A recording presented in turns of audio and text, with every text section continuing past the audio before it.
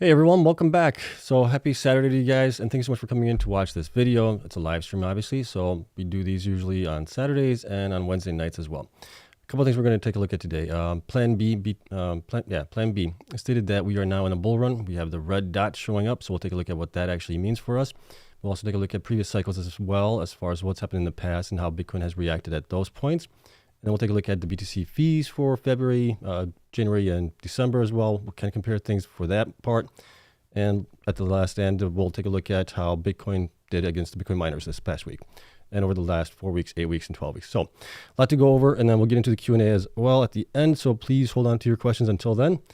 But as always, you guys know this, not financial advice, for entertainment only. Please do your own research and invest in fine coins and companies for full disclosure.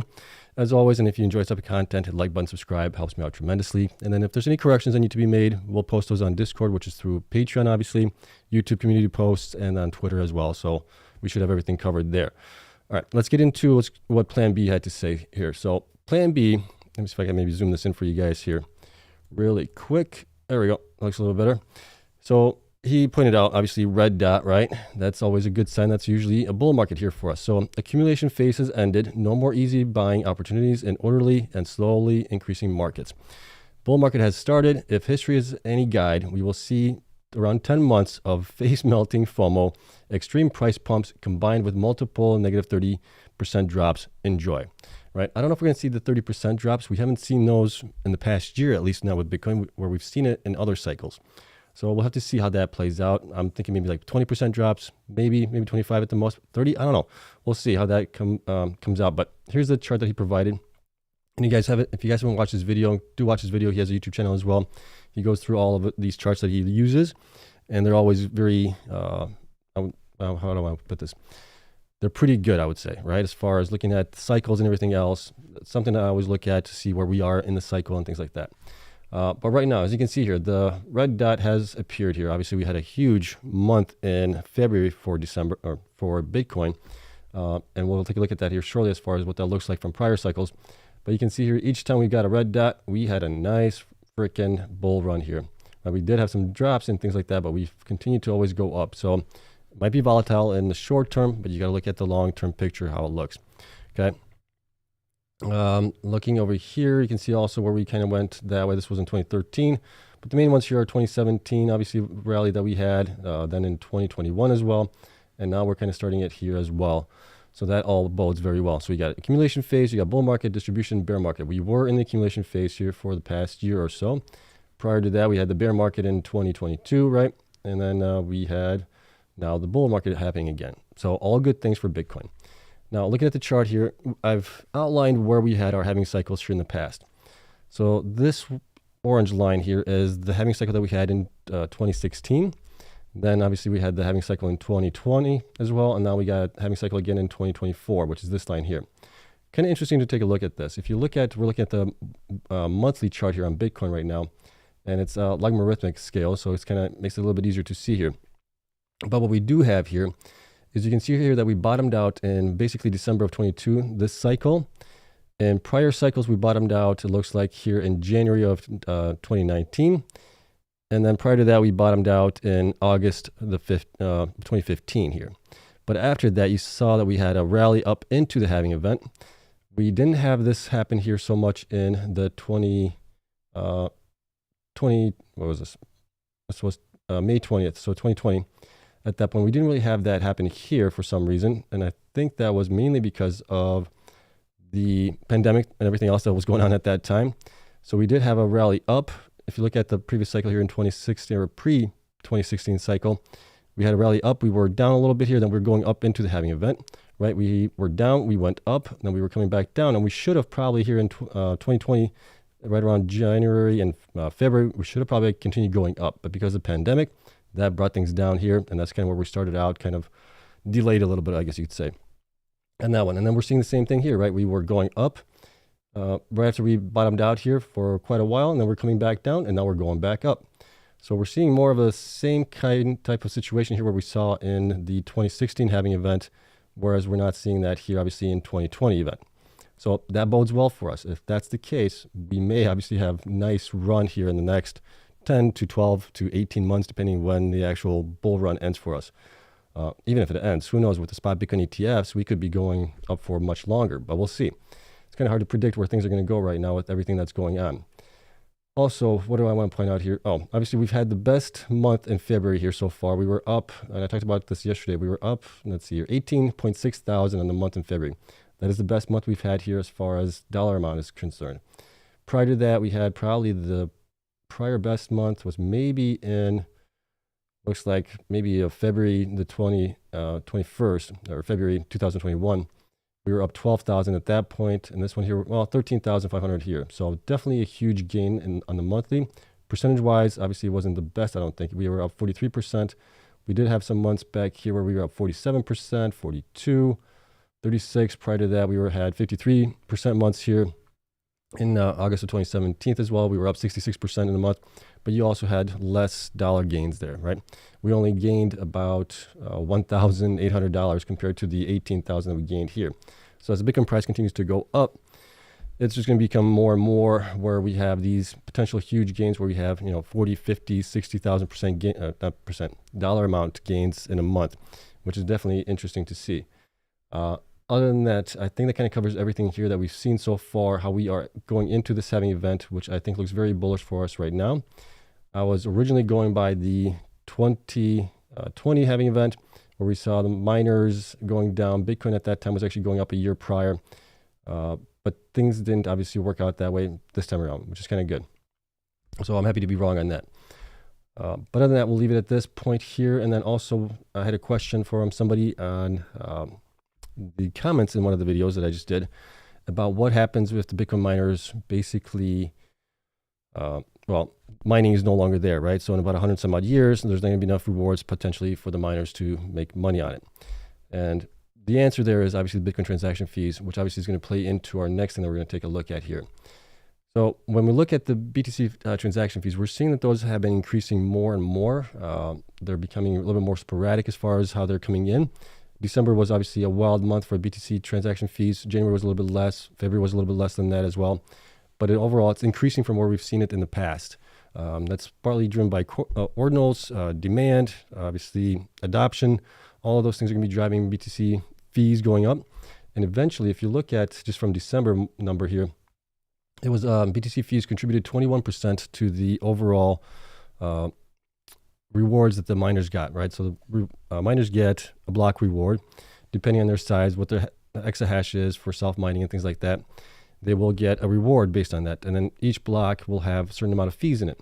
And you can see here that we had sometimes days where the BTC fees were like 38.5% in addition to what the normal block reward is going to be. So normal block reward is about 6.25 per day, or not per day, per block. Multiply that times, typically we are supposed to be around 144 blocks a day. That comes out to be about 900 BTC. So 900 BTC and add another 30% on top of that, and you're looking at another 300 BTC being added on top of that just in fees, right? If we had the halving event already at that point, that way the miners would be only getting about 450 BTC in rewards per day, roughly. And then you could add on top of that, I mean, it would have been pretty much close to 60, 70%, if not more, in Bitcoin transaction fees added on top of it. So eventually, block rewards are going to go away, but the BTC transaction fees are going to offset that potentially, and maybe by a larger margin too, depending where Bitcoin price goes and how much demand there is on the network and the fees attributed to it as well. So that's still a ways away. We don't have to worry about that for at least another, I would say, 20, 40 years maybe or so. As long as Bitcoin price continues to go up, the block rewards are going to be just fine for the miners there. But that's kind of what I wanted to state there. As far as looking at the numbers here for the last 3 months, we can see obviously BTC for February averages about 5.25%. So we did have some spikes here. We're up 16% in addition to what normally we get on the 3rd of February. And then everything was kind of flat a little bit here, ranging between 6 and probably 3% increase on top of that. So it was definitely a muted month here as far as fees are concerned. January was much better here. We were at 9.9 on average, additional transaction fees added per month here. December, like I said, was a really good month, about 21%. So that contributed a lot to the revenues of the miners.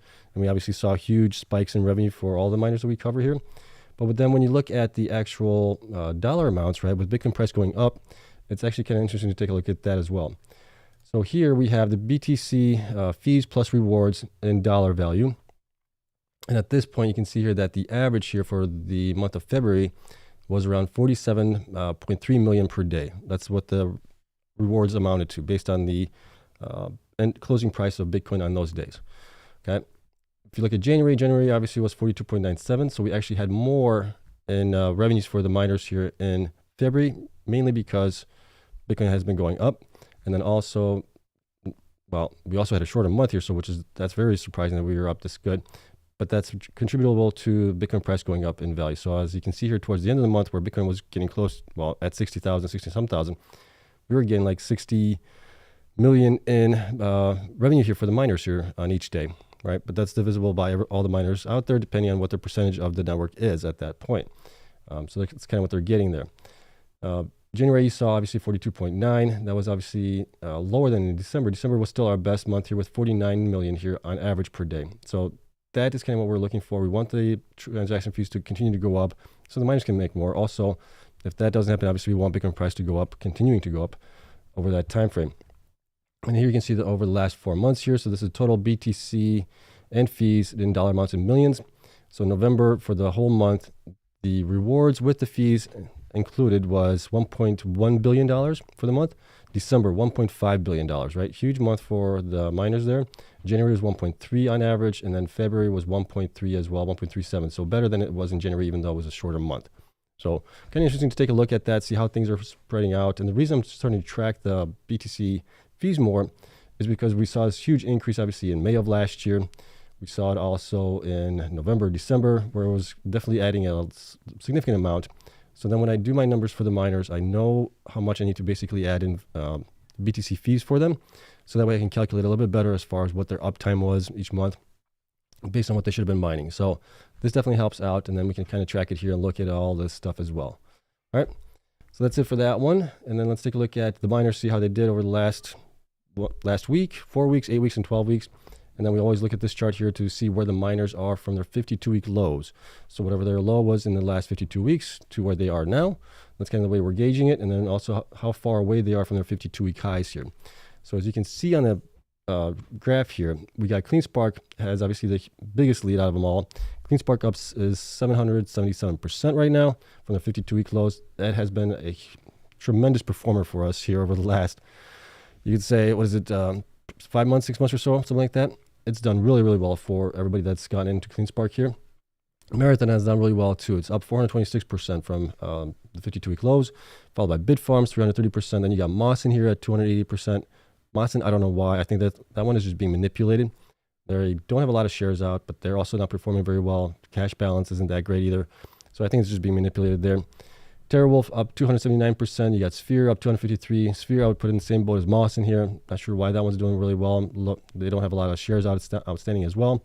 That could be the reason why it's being manipulated there. Bitcoin is up 218% here from basically 52-week lows. And it's only 2.3% away from its 52-week highs here. So we just reached those highs here just in the last 2 days or so. Riot's up 179%. You got Digital. So all those guys have underperformed Bitcoin here in the last 52 weeks from their lows. Worst performers are Hut 8, down only up 39%, or yeah, 39%, followed by Core. Core would be actually up higher. They had a reverse split after the Chip bankruptcy, but they were up like over 1,000% at one point on the old ticker, which was CORZQ, I believe, or CORZW. I can't remember exactly which one it was now. But under that ticker was way up. On the new ticker, it's obviously a little bit more muted here, but that one should be up higher. And then Hive at 75%, Digihost at 106%. And you can see here that Mawson also is 62% away from its 52-week highs here. So that's the one that's kind of being dragged down, along with Hut 8, 62.9% down from its 52-week highs here. So that's not looking good for those guys. And I would expect Mawson to actually pull back even more potentially. Same thing with Sphere 3D, especially after we get into the halving event. Other than that, Argo would be probably another one that's in that boat as well. And maybe some of the smaller miners like Digihost or something like that. But that's kind of the way things look at it. It's always nice to see where the miners came from the 52-week lows to the 52-week highs, and how far away they are from their 52-week highs right now. Okay, so we got obviously Marathon, Cleanspark, and Bitfarms pretty close to it, along with DMG here. And then everybody else is below that. All right. Now, when we look at the chart here on the 1 week time frame, Bitcoin had a huge week this past week. it has outperformed all of these miners here. It's up 23% on the week. I track it from Friday to Friday. So Bitcoin had the best week, followed by Core. Core was up 19%, Marathon up 13%, Argo up 10%, Cleanspark up 9%, Hut 8%, and you can see everybody else here. They were up 4%, 2%, 1% just barely up on the week. Riot was down 3%, Bitfarms was down 3%, along with Iris, and then Sphere was down 5%. A lot of the miners started out the week in a lot better position on Monday, where they were up 20-some%, 18, 19%. They had a great start to the week, but then it seems like they kind of front ran Bitcoin price going up potentially, and they were kind of pulling back towards the end of the week here. We had a little bit of a spike in, percentage gains on Friday, a little bit. We were single digits for the most part. I think there was only one that might have had a double-digit gain on Friday. So that's kind of how it looks there. So Bitcoin obviously outperformed everybody here in the last week. If we look at the 4 weeks, that changes a little bit here. Bitcoin's up 32%, still outperforming all of these guys. Outperforming everybody. Cleanspark was a close second here at 28% for the last 4 weeks. And then you only have really Marathon up 13% here. And then you got Hive up 7% and Bitfarms up 8%. And then pretty much we have we got two that are in 1% increase, Iris and Hut 8%. And then everybody else here is down on the last 4 weeks. Mawson being down the most at 39%, followed by Digihost and then Sphere and everybody else here on that one. We look at the 8 weeks, things turn around a little bit. Things look a little bit better. Bitcoin's up 48% at that point, so Cleanspark definitely outperformed there. It's up 119% from 8 weeks ago. Then we would have Marathon up 42%, and then probably Riot 23%, TeraWolf up 21%, Bitfarms 20%, Iris 16%, and then everybody else here is kind of in the single digits or so. You got Hut 8 down 15%, Mawson down 36% at that point, Cypher down 5%, and then BitDigital down 7%. And looking at the 12 weeks here, again, we can see Cleanspark up being 68%, so up the most here. Bitcoin's at 49%. Marathon's pretty close to that, 48%. So those guys have underperformed Bitcoin here in the last 12 weeks. We got Mawson up 42% for really no reason, like I said. DMG up 43%. Sphere up 42%, again, for really no reason there. Hut is down 20%. BitDeer is down 14%. BitDigital is down 15%. So that's kind of the way it looks right now. So you sometimes have to look out into the longer time frame to see how things are actually doing. We may have a week where the miners disconnect from Bitcoin and they go down, but then we may have in the next couple of weeks where the miners just way outperform Bitcoin. And that's kind of what we're seeing here on these time frames at least. Okay, so always zoom out a little bit. Don't always get so caught up in the day-to-day or the week-to-week numbers. Look out a little bit further out and see where we've been and where we've come, right? Because if you looked at last week, you think the world was ending, but you can still see here that a lot of miners are doing a lot better than Bitcoin over the last 52 weeks. And you got at least 1, 2, 3, 4, 5, 6 miners that have done better. Since then, 2 probably shouldn't be in this list. You guys know my thoughts on those. But everybody else here has done at least better. And then some of these guys are lagging a little bit behind, which means they may have a pop here coming up soon. But we'll have to see. Okay. Now, if we look at the numbers here on the tables, we can see here that we had pretty much a really good green week here across the board for this past week. We were in the red the prior week. Then we had a green week, a kind of split week, more or less a red week and a green week. So I would anticipate to see another green week this coming week, but we'll see where things end up at that point. Okay, so that is it for my portion of it. We'll get into the Q&A here. So if you guys want to get your questions ready, we'll get those going. And then also my little sales pitch here coming up here is all of these spreadsheets are available to Patreon members. It's $8. You might still have a couple spots that are open at like $5 and $4. And you get access to all the spreadsheets. You get access to the Discord channel as well, where we have a lot of conversations there. And that is it. Also, if you pay in a yearly advance, you get 10% discount on top of it. So you get some savings there as well. And that is all I sell to you guys. So hope you guys enjoyed it. Let's get into the Q&A here, and then we'll call it a day. Let me go into my Q&A section here. All right, we are there. We are here. And then I got to get into my section here. Okay, so we got our first question here. I understand by the, let me put this up here. Probably do that. Let me see here. I understand by the end of this cycle, you plan to dial out from the miners, but with the upcoming scarcity of Bitcoin, will you be selling your Bitcoin to us? If so, what percentage? Bitcoin, I don't plan on selling it unless we maybe get to like 1 million. That was my original goal. If we get to 1 million with Bitcoin, I would probably sell a portion of it. I don't think I'd sell everything. I would sell a portion of it. So I'm going to continue to hodl that. unless life events change, right? I lose my job or something like that, where I need to get money or something like that, then we may have to pull on that trigger a little bit, but we'll see. Right now, there's no plans on selling Bitcoin. The miners, obviously, we'll have to see where they go as well. Will they peak at a certain point? And, you know, at that point, do we sell really everything, or do we maybe continue to go up even more because of the spot Bitcoin ETFs? We'll have to keep an eye on it. Okay, let's see. Mr. Robinson asks, can we expect miners to reach 52-week high anytime soon? Well, some of the miners already did. Cleanspark reached it recently here, the past week. The other miners are kind of lagging a little bit behind, but I would imagine Bitcoin continues to go up. It might be a little bit more challenging with this halving event coming up, but I do expect them to reach probably within the next, I would say probably the next year, they should reach their new 52-week highs and all-time highs potentially. Let's see here.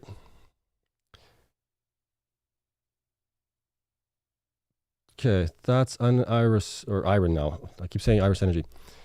I still like them. They're like the number 3 spot as far as my miners that I like. They've obviously pulled a lot on the ATM or the shelf offering, whatever they had in the recent 6 months, 7 months. So that's obviously pulled the stock down a little bit, but they still have pretty good growth. Operational wise, they're still doing really well. They're also getting into the AI space, so I think that's good. They have, what is it, the Childress facility that they're building out. That's supposed to be huge as well. What is that supposed to be, like 1.5, 1.6 gigawatts or something like that potential there. So they have all these opportunities. They just need to basically execute on those opportunities. And then if they can also provide their quarterly results every quarter instead of every 6 months, that would be great. And then maybe if they could hodl a little bit, I think that would help out as well. But other than that, I think they're still doing really well. Okay, let's see. Thoughts on BitDeer? I'm not a big fan of BitDeer. They have a lot of plans to grow as well, but most of their plans are not until like 2025. They've obviously grown their hash rate here recently, but that's kind of pulled back down a little bit. And then some of the reporting that they provide on their other operating businesses, the, what do you call it? It's hosting, and then they also do where you basically rent service from them, that stuff. What they reported last quarter in Q3 seemed really high profit margins on it compared to what everybody else is getting in the industry. So a little questionable there. I'm hoping to get, maybe once we get the actual fiscal year numbers, we'll be able to see exactly what's going on there. But that's kind of where it's a little questionable about that. Okay.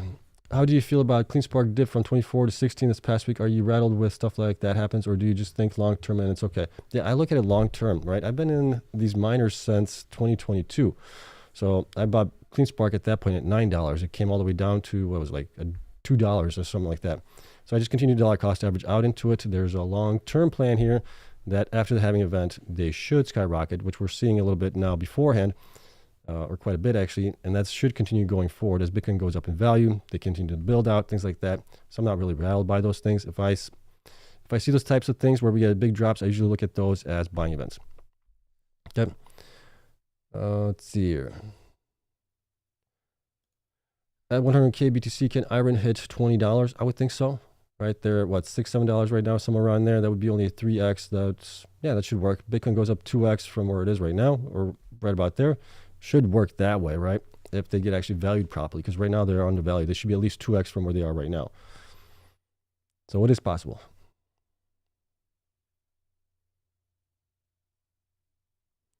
Okay, good question here. What's the point of buying miners if you're a fan of crypto? Miners can dilute just out of you. Buying MicroStrategy, IBT, for stocks has been better for me now. Yeah, I mean, there's short-term switches on this. So if you look at the historical price performance of the miners, at least last cycle that we have data on, you saw from the bottom to the top, Marathon went up like 7,000%, Riot went up like 4,000, others went up like 3,000, 2,000%. So there's more X upside potential to the miners than we've seen with MicroStrategy, right? Typically MicroStrategy trades maybe a 2x premium to Bitcoin. So Bitcoin goes up, 100%, they'll go up 200%, something like that, where the miners can go up, or we've seen already where I showed you guys here, Cleanspark's up 700% from the 52-week lows, right? So if you got close to those lows, or if you dollar cost average down, you'd be doing pretty good right now, right? My position in Cleanspark was when it got to $24, I was up almost 480%, almost 500%, something like that on it. And that's because I dollar cost average down into it. I didn't buy into it and then sell, buy into it and sell, try doing that because I suck at that. I don't have time for it anyways. I work during the day, so I can't do that. So I've learned that my best strategy is just to dollar cost average in, and it has so far worked out pretty well. And that's going to be the plan going forward unless that plan breaks. Okay, let's see here.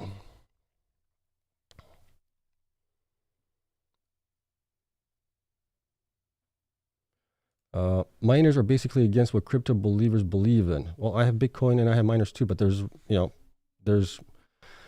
trying to get as much reward or return on your investment as possible, and the miners have in the past provided that. So that's kind of what we're looking at here, right? Plus, they also serve a purpose. They're there to secure the Bitcoin network. So we're investing in them for them to build out, to grow that, to secure it. So I think it's all in fair play there.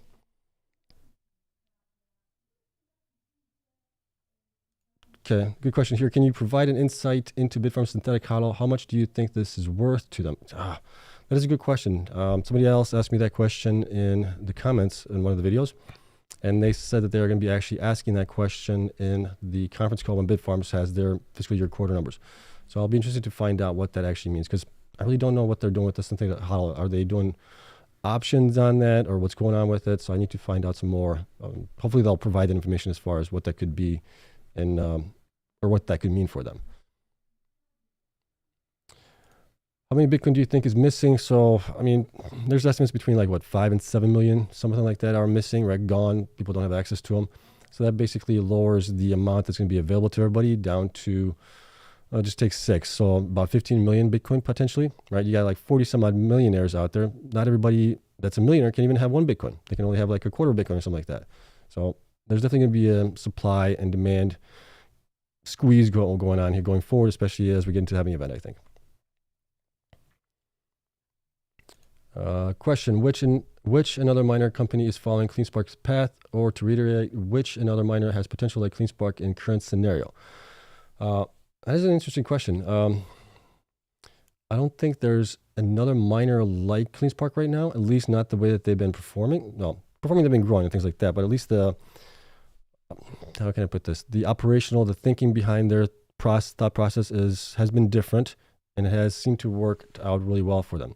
So if you guys are aware, Cleanspark came out on the scene in 2021, where they started mining in January with like 100 petahash, I think they had at that point.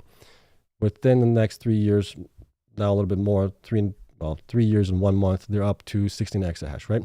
Huge growth there. The way they were able to do that was through basically selling the Bitcoin that they had into the bull market, right? Where everybody was holding it. And then also selling it as the price of Bitcoin was going down. They used it in the bear market to grow at that point. And that's how they were able to do it, right? And now they're starting to hodl more going into the halving event because they know the Bitcoin price is going to be going up. So we had companies like Marathon, Hut 8, Bitfarms, CORZ, right? CORZ got in trouble also. They had a huge hodl position. They had like over 10,000 Bitcoin at one point, but they had to sell it all because they got into pretty much bankruptcy, right? Trouble there. And they were selling it at the lows, like at 20,000, 23,000. So that was just crazy, right? They should have been selling it into the bull run. That way they had cash going into the bear market. But that's kind of the way Cleanspark did it, which was good, right? They timed it pretty well as far as selling and then also hodling right now. So and I don't think anybody else has really done that to that degree of success. Let's see here. So what are HPCUs? So high performance computers, is that what you're talking about? I'm guessing here. And those are just basically computers that are on steroids with GPUs on them, basically. You can use it for AI, you can use it for animations, for movies, things like that, whatever you need it for, they can do the jobs there on those things. And Hive has them, Hut 8 has them, and then the other guys are now getting to AI, which they're getting actual servers that have the H100s chips in them from NVIDIA, right? So they're doing that. Question, what are your thoughts on Cleanspark management selling their shares? Yeah, I mean, people always look at it, and I do look at it this way, the same way, it's unfortunate, right? I mean, Cleanspark shares went up to what, $22, $24, and that's when they started selling. I spoke or communicated with Matt on this. He said basically that's to cover their taxes from previous things that they have done. I'm not going to get into exactly all of it, but they still hold a lot. They sold a little bit, like 5-7 million or something like that worth of shares. We also saw the guys from Iris Energy sell as well, 1 million shares apiece, right? At that point back in December. So we are seeing those CEOs and others pull the trigger a little bit as prices of the companies are going up. Now, I have no qualms with them getting paid. It'd be one thing if they were selling every single week, right? If they sell every once in a while, okay, that's fine. They've been at this for 3 years. They've grown the company from 100 petahash to 16 exahash in those 3 years. I don't think anybody else has really done that. So I'm okay with it for them to take a little reward for it. And we see that with also with other CEOs are selling in big companies. Elon Musk selling, Jeff Bezos selling, right? All these guys. Mark Zuckerberg has been selling also, right? So it's not always that they don't believe in the company forward, but they just want to take some profits, right? They've been working a long time, whatever it might be, that's fine. But if you see them selling every single week, that's when it becomes a little bit more concerning there, I think. Or if they're selling at the bottom, right? So, but they didn't sell at the bottom, they're selling at the top. I'm okay with that. And they still have really good plans to go forward. They're going to get to 32 exahash potential by the end of the year. Let's see here. So where are his questions coming from? So I'm lagging behind you guys a little bit here. I have still a lot of questions that I have to go through. So those are up higher. So there's always a lag between the video and what you guys are seeing on here on this. Okay. Let's see here. Well, we'll take a look at, so question, what are your thoughts on IREN low percentage of stocks kept by institutions? We'll take a look at how that has updated here when they actually report their numbers for February. So I always take a look at that and update those numbers, and we'll see if those have actually improved or not. But I think the reason that they haven't been bought up by institutions as much as others is because they don't hodl and they don't report every quarterly. They don't report quarterly results. They report every 6 months. So I think that's been kind of keeping institutions out a little bit. Let's see here. Will not the mining companies that survive the halving be very highly valued in the future because they will be the only ones that can mine Bitcoin cost effectively?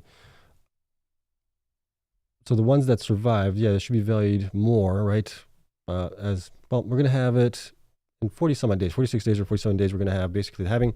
At that point, we should see the network hash rate drop a little bit, which will make the miners that are still operating more profitable at that point. But the ones that do go out of business, obviously, are going to leave that hash rate for somebody else.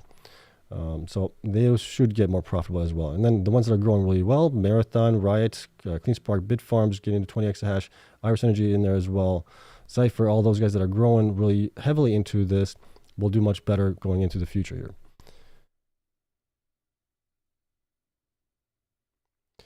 Let's see here.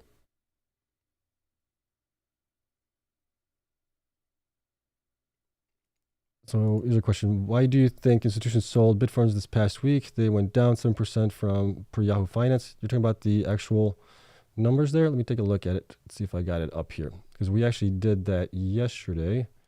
Let me see if I can pull it up here. BTC versus Bitfarms. Bitfarms. So if I look at the institutions here month over month basis, institutions actually increased. So I'll show this to you guys here. Here it is. For Bitfarms, institutions increased to 160 from 139 here. Shares also increased to 75 million, 22%. So that's all increased here. Right, there might be a little dip here in the weekly, but overall it's still up. Okay, let's go back to the Q&A. Okay, let's see what else do we have here.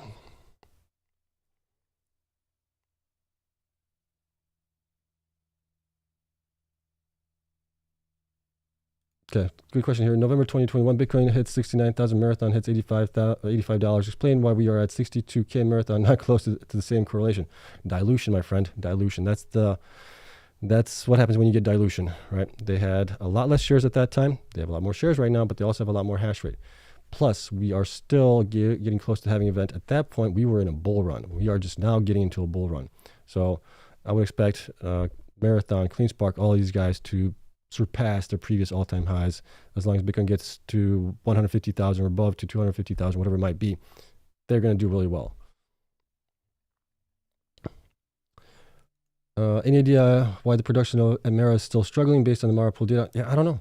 right? They're supposed to fix that transformer, whatever things they were supposed to fix at those facilities, the power lines, whatever it might be. But they had a couple of days where they did really good, where they had a lot of blocks mined, and then they're back down. So it's strange, and that's why I haven't been a strong proponent of Marathon, because of their operations, right? They have huge size, but their operations just, quite frankly, suck sometimes.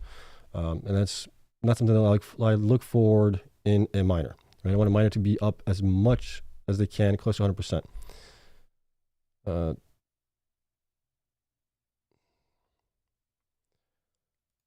Do you have any concern for any miners due to the large Texas wildfires? I don't know where those are at. I mean, we could probably see where the miners are located and see where the wildfires are at. But seeing that those facilities are pretty much made out of either gravel, stone, concrete, and metal, not really much concern there, I don't think. And I'm sure they're going to be protecting it quite a bit to make sure it doesn't catch on fire. But the smoke might be kind of a problem for the miners themselves, depending on how bad it is. Okay. Question, do you see the pre-halving dump being canceled due to BTC ETF demand outpacing mining? Yeah, I mean, that's definitely something that we're thinking about right now. Is we're seeing huge demand from those, and that's just driving the price of Bitcoin up even higher and higher. So we may not get a huge dump in the miners or in BTC for that matter, before, going into the halving event. It's tough to say right now, but we'll see. The way it's looking right now, it looks like we're going to be continuing to go up for the next 10, 12 months or something like that. But we'll see. We may get some dips in there, but it's going to be interesting. Historically, do the miners go up after the halving? How much do you conservatively think Cleanspark can skyrocket? Any goal number that you pick to sell at? My original target for Cleanspark was $70, right? But now that we're having a lot more spot Bitcoin ETF demand and everything else, the halving event coming up, them growing to 32 exahash, we could go higher than that. So we'll have to see where Bitcoin obviously goes this halving event, how much FOMO that gets into it, how much institutions have been buying the miners up like crazy. I mean, Cleanspark has like 40-some percent, 48, 49% of institutions owning them. So it'll be interesting to see that. So we'll have to keep an eye on that as well. Institutions selling could be a big sell pressure there. So we'll have to see, right, on that one. But that's kind of my target right now, but we could go much higher potentially. Let's see.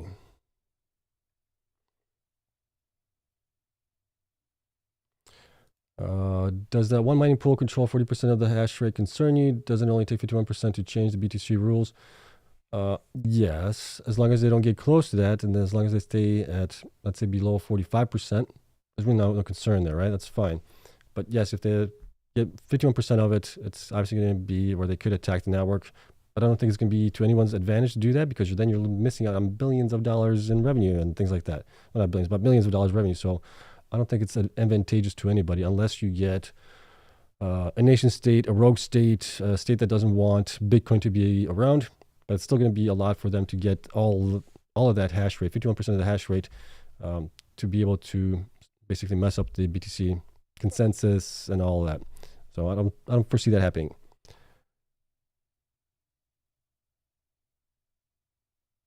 Let's see here. Thoughts on upside potential for Cleanspark and Riot this cycle? Keep up the great work. Thank you. So yeah, I'm still thinking Cleanspark $70. Riot, I would have to look at my numbers here, but I think Riot is going to be like $80 or more potentially. But we'll see. Right? That's kind of the way I was looking at things last year, and then this year things are doing a lot better than I thought, so we might go even higher. Is Sphere undervalued? It is undervalued, but there's a reason why it's undervalued, right? They don't have any facilities. They only have miners. All of them are hosted. Balance sheet's gotten a little bit better since they since they what's the word I'm looking for? Since they have an agreement with CORZ. The CORZ paying like $10 million in stocks and things like that. They have a guarantee on that, so that should help them out there. But they're just not growing that much, right? If they had infrastructure, if they had facilities, they were growing, then I could say, yeah, healthy balance sheet, they're way undervalued. But there's a reason for it, why they are undervalued. Let's see. What's Mara's market cap now versus then? Yeah, I mean, there's your answer. Yeah, basically because of the dilution, right? Mara's market cap now is what, 8 billion? I think at that point, the market cap was 4 billion or something like that. I want to say.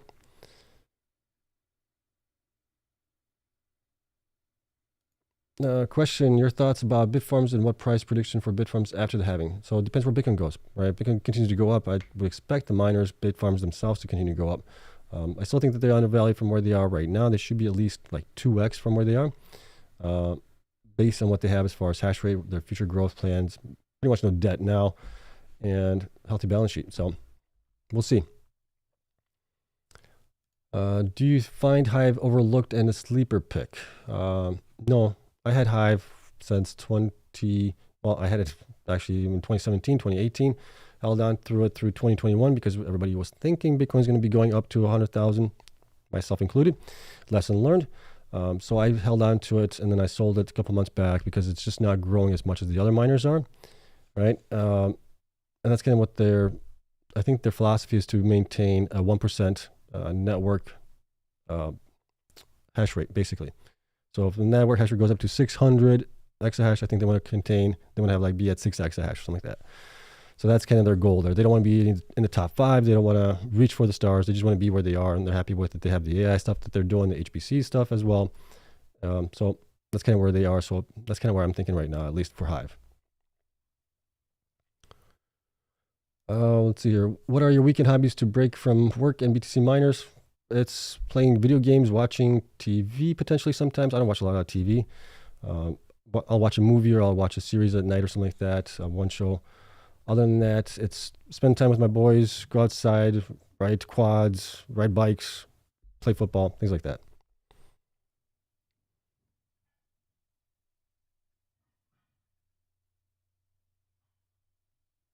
Let's see. Question: during the halving, will you be watching stock to flow or rainbow charts to catch the tops of the bull run? What is your exit rate? Pretty much, yeah. That's what I'll be watching, is seeing how those things all play out. We're not going to get the top perfectly. There's no way I'm going to be able to get the top perfectly. But I do have certain price targets where I think I'm going to start dollar cost averaging out, at least, right? Because I don't know where the top's going to be. Top could be at 100,000, or it could be 150,000 or 250,000. I just don't know. So I'll slowly start, as we get past the all-time highs, get close to 100,000. That's when I'll probably start selling a little bit here, 5% of my portfolio over 1 month and see how things go, sell another 5%, and then just kind of do that going forward. But we'll have to keep an eye on, obviously, the stock to flow ratios, the power wall, I think it's power wall, or power curve ratios as well. There's a couple of them out there. Have you considered to do interviews with the CEOs of miners? So we kind of do interviews with the Bitcoin mining guy, Bitcoin mining stock guy on Twitter, where we do the weekly Twitter spaces. We'll sometimes have the CEOs on there. But for my own channel, I don't want to do that. I want to be separate as much as I can from the CEOs. That way I have the ability to praise or bash when needed the companies that are doing poorly or the companies that are doing great. I don't want to be beholden to thinking I don't want to basically PO them, right? So that's kind of my take on it. That way I can be free to do that as I choose. I can have a voice on it too, right? I don't have to feel like I'm, the way I look at it is if I build a relationship with somebody, it's kind of hard for me to bash somebody. If I don't have the relationship, I can bash them. Okay.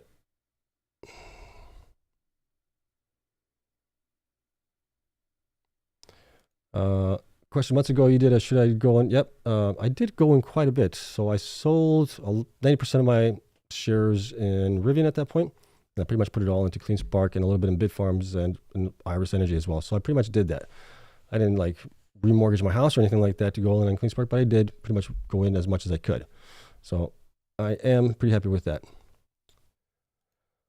Is Hut 8 doing so badly due to the lawsuits always incoming? I mean, that's part of the reason. The other part of it is also that they are just not performing that well, right? With all the mess that's been going on with the merger and then the accusations and then the CEO being basically let go and Asher Gannett taking over. There's just been a lot of turmoil here recently. That, and then obviously Asher's comments as far as their growth going forward hasn't been that bullish, I guess you could say, in a nice way. They're looking to use the miners that they do have for as long as they can. They're going to probably downclock them a little bit to make them a little bit more efficient. They're going to use them, but there was really no comments as far as, we're going to get the latest and greatest miners. We're going to exchange the old miners that we do have, which they have a lot of old miners. I think that's the reason why it's really not doing that well. So we'll see if they can turn that around. Let's see. Will high amounts of BTC held in ETFs lower miner transaction fees in the long run? Good question. Not sure. Even if they do hold it, we will still have obviously transactions happening with people that are just transacting in general. Ordinals, things like that, everything else that's coming up and that's being made new for the Bitcoin network, that's all going to be based on transaction fees more so than anything else. So we'll have to see on that one. Question, which miners has the biggest growth plan for 2024? I think, what did Marathon just come out with? Marathon just said that they're going to be going from the 26 to the 38 or 40, I think, right, exahash. So there's one of them. Cleanspark's going from the 16 that they're at now. They're supposed to get to 32, so that's another 16 exahash being added there. Bitfarms is at 6 something. They're supposed to get, their plan is to get to 21 exahash, so that's pretty good growth there. You got also Iris Energy in there, going from, I think they're at 6 right now, or 5, something like that. Going to, their plan is to get to 20. I believe it's 20 this year. There might be 10 this year and then 20 the next year. Can't remember exactly. There's too many numbers that I have in my head. But there's still a bunch of miners that are going to be growing quite a bit here in the next, basically 10, 12 months. Thoughts on Gryphon? I saw the CEO, you guys talking with him on X Sunday. Yeah, smart guy, right? But they're also very asset light, like Marathon was in the beginning. And then they're also providing, which we had obviously a conversation about, providing the BTC just for their self-mining. They only have, was it 900 petahash for their self-mining, so very small, right? They also do other things in there as well. And they are getting newer miners. So, I mean, the guy's smart. They're a small miner. So we'll see how well they do after the halving event. Might be a little tough, but we'll see. They obviously have the option now to pull investors basically through share dilution and things like that to possibly manage it. But it'll be interesting to see how they do, right? And I hope that they provide the numbers going forward where they break it down for what is self-mined BTC. That way we get better, we can do better numbers on them as far as what their performance is like. Okay, I don't like it when companies provide everything in BTC equivalents into it all, because it then skews the numbers and it's hard to figure out what's going on there. But they do it for a reason, right? They don't want you to really know what's going on there. So that kind of pees me out a little bit, or pees me, whatever the term is. Okay. Question, what do you think about the heavy ATM announcement of Mara? Can they actually justify it? Yeah, I don't know. I mean, they got basically, what is it, 1.4 billion between cash now and BTC value. And I kind of harped on them a little bit on that, right? They just diluted worth of 700 some odd million recently. Now they got a 1.5 billion on top of that. Why don't they use what they have already? Right? I don't know if they're trying to build a war chest or something like that for something come having event. Okay, fine.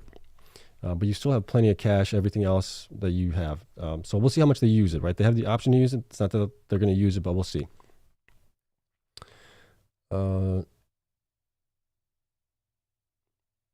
Okay. Do you think Cleanspark and Bitfarms are a better investment than Mara? I own them all, but thinking about selling Mara and investing in Cleanspark and Bitfarms. I mean, Marathon has huge potential, right? They have a lot of hash rate. Their operations just suck, like I said. They need to fix that. There's times where their operations do really well, and then for the following couple months, they do really bad. Can't figure it out. I don't know what's going on there. But they have the potential to do really well, but they're also the biggest one. So don't overlook them too much. Cleanspark, obviously, operational-wise, has been fantastic. Growth has been fantastic. Same with Bitfarms. You can also put Iris Energy in that as category as well. Cypher. Wolf is also really good, but they have debt, so there's things to look at that one. So just keep that in mind. Marathon may surprise us. They're, especially since they're getting into the infrastructure side of things as well. They're buying facilities and things like that where they have more control over it. That might be a good thing going forward. They need to do that because they're relying on somebody else to do the hosting for them, and that hasn't worked out really well. Yes, IREN is Australian and don't need to report quarterly, but if the majority of their business comes now from the United States, which it might this quarter, they will be, I think, forced to do that. And it would be right to do that because that way they can be more transparent with investors here in the United States, which is also where they really need the money from because they're on the NASDAQ. So ideally, you would want to do that. Let's see. Will Hive survive the halving? Yeah, they'll survive. They've survived the prior halvings as well. Let's see what else here. I'm trying to catch up to you guys' questions. You guys have a lot of questions here. A lot of them are being duplicated here.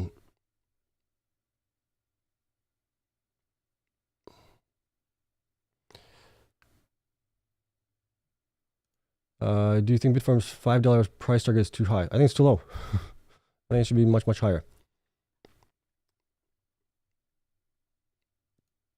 timestamps maybe. Well, this is live, so there's no timestamps on this one.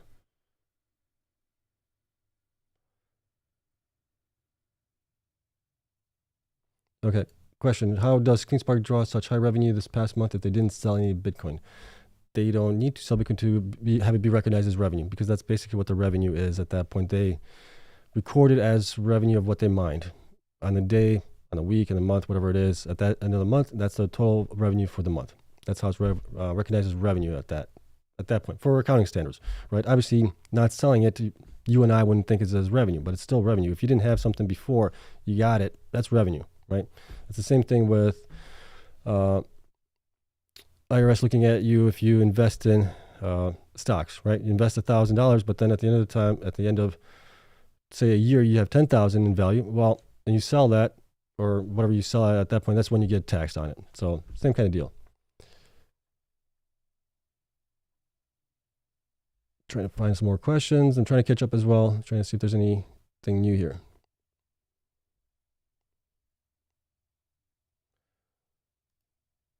Question. We know Bitfarms will do well, but why Bitfarms is considered undervalued? Any specific insight? Thanks a ton. Okay, so if you look at them, look at their peers, look at things like that, you will see that their peers are getting valued higher per the hash rate that they have. They also have a little bit of HODL, 800 some Bitcoin right now, so that should be helping them as well. And it's kind of the way I look at it, is where should they really be based on what the revenue is, what their hash rate is contributing to that, all of those things. I think they should be at least 2x from where they are.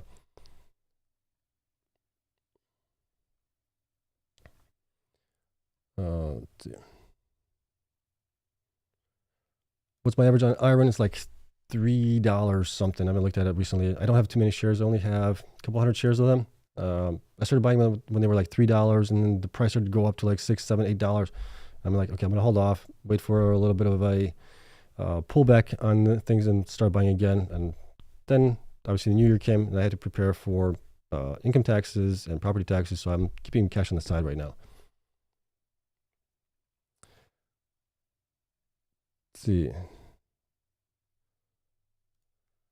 Sphere 3D is so undervalued for a reason. No growth, not a healthy balance sheet.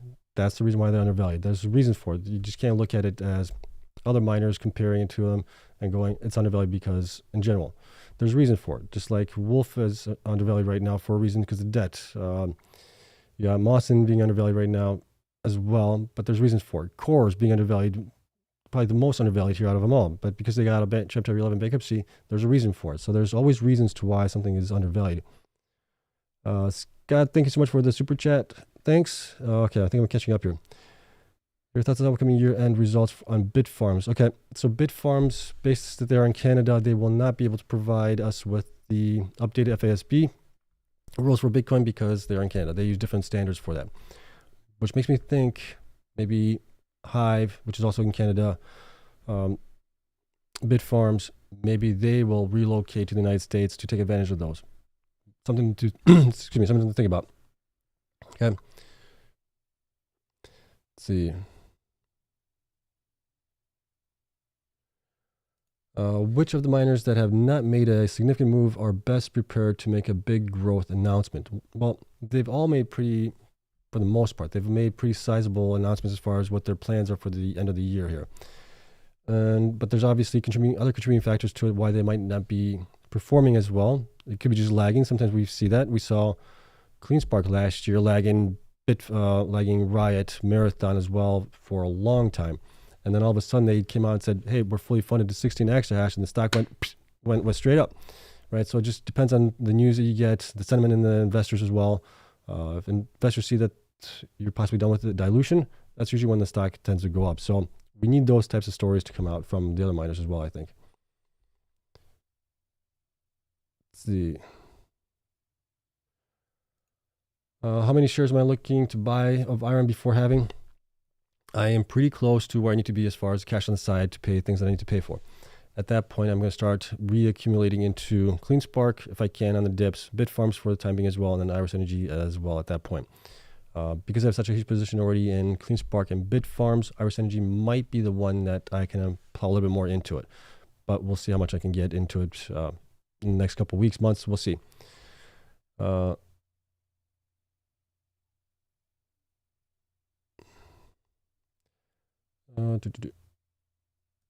What is a good price target to buy more Cleanspark? $5 or $10? I mean, if we get down to $10, that'd be definitely great, but I don't know if we're going to get down to there. You know, it's hard to figure out where the miners will go down to. And that's always been the case for me, at least. And so I just dollar cost average. And if I think it's come down quite a bit, I'll buy. If it comes down some more, I'll buy some more. So that's kind of the way I do it. But the way you do it, that's completely up to you. I see we have a lot of people here that are fans of Annie. I would be cautious with any. I'll just leave it at that. I saw your poll asking if Cleanspark would get to $70 to $100 per share. Do you think it will even reach 50 a share? Oh yeah, my price targets are $70. I mean, it was at $24 just recently with Bitcoin being at 60,000. Imagine Bitcoin goes up to 180, 200,000. Where do you think the share price is going to go? It's not going to go. It's not only going to go 2x. It's going to go 4 or 5x from there.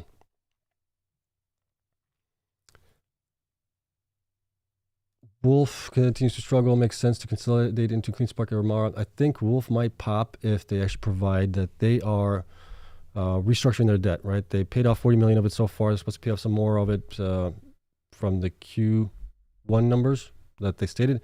And then they're probably going to restructure the rest. I think that will help them out because right now they have a lot of debt that's due at the end of this year. If they can restructure it for the next 3 to 5 years or something like that, that's going to put a lot less burden on them for interest payments and all that stuff.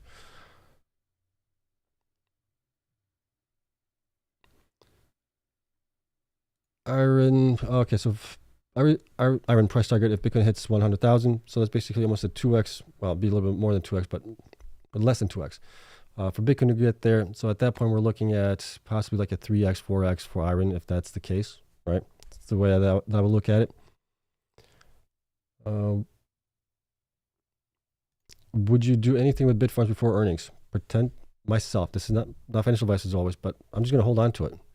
You know, you're looking at a short term, possibly drop in price, when you should be looking out a longer term time frame, 12, 18 months out. Where will Bitcoin be at that point? Where will the miners be at that point? That's the way kind of I would look at it. Unless you're day trading it, then, you know, that's up to you to decide. Pete, thank you so much for the super chat. Thank you for the kind comments as well. Okay, what do we have here? Should I dump BitDeer? I bought some shares because of their low cost to mine, but I know you aren't a huge fan. Well, yeah, I mean, the growth isn't there really. That's again, if you should dump the shares, that's up to you to do. But the reason I'm not a big fan is of their growth, not until 2025 sometime. They're building things out. The reporting seems a little suspicious to me, at least to me. But that's kind of basically it. Yeah, I'll just leave it at that for now. We need more data from them. I'll leave it at that. What do you think value of CORZ stock price is? Current fair value. I think if they weren't in Chapter 11 bankruptcy, let me look it up here. But if you look at Core really quick, and I'll provide this to you guys as well, they should be, based on my numbers, somewhere around $23 to $35 based on the number of shares they have. I'm using 184 million. If that's incorrect, let me know. If that should be higher. But that's kind of the latest number that I saw with them. They obviously have the warrants out there as well. I don't know how that gets accounted for here as well. But if that's obviously more shares out there, then the stock price would be lower based on my fair value on them, right? That's because they have 18.6 exahash of hash rate. They're generating, 50 million, 44 million. They should be generating probably, again, in February, probably close to 50 million, if not better than that. So that's kind of where I'm looking at it. But they're out of Chapter 11 bankruptcy. So there's a reason why they are currently undervalued based on that. So I think investors are waiting for at least a quarter or two of financial results from them to see how they are doing out of Chapter 11 bankruptcy. Okay, that's kind of what I'm kind of waiting on as well. Let's see.